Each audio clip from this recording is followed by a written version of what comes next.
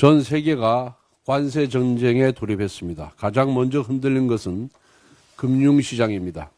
세계 각국의 증시가 폭락했고 국내 코스피 지수도 5% 넘게 하락하며 한때 사이드카가 발동되었습니다.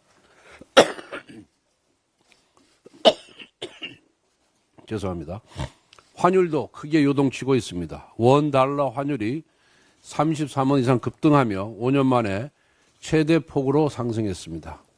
외환시장의 불확실성은 커지고 수입 물가 상승으로 가계 살림은 더 팍팍해질 전망입니다.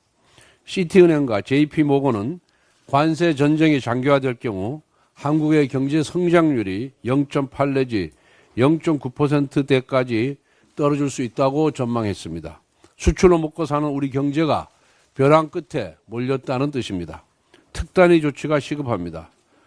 바로 옆에 대만은 뛰고 있습니다. 미국으로부터 32% 고율 관세를 부과받자 곧바로 12조 원 규모의 지원 대책을 마련하여 수출 기업의 이자 부담을 덜고 신규 자금도 공급하고 있습니다. 우리도 더 이상 주저해서는 안 됩니다. 기존 10조 원 규모의 추경 계획도 재검토해서 수출 기업에 대한 지원을 대폭 확대하고 경기 침체에 선제적으로 대응할 내수 진작 예산을 과감히 늘리길 바랍니다. 국민의 안전을 위한 예산도 반드시 포함해야 합니다. 최근 강릉에서 무려 2톤, 최대 6,700만 명이 동시에 투약할 수 있는 규모의 코카인 밀수입 선박이 파나마와 중국을 거쳐 우리나라에 들어온 사실이 미국 FBI 첩보로 적발되었습니다. 마약 범죄는 결코 용납할 수 없는 범죄입니다. 그런데 지난해 민주당은 마약 수사 예산 등 각종 범죄 수사 예산을 대폭 삭감하였습니다. 이러한 열악한 환경에서 수사 성과만을 거듭 요구하는 것은 무책임한 일입니다. 국민을 지키는 민생 범죄 수사 예산 복원 역시 이번 추경에 반드시 반영되길 바랍니다.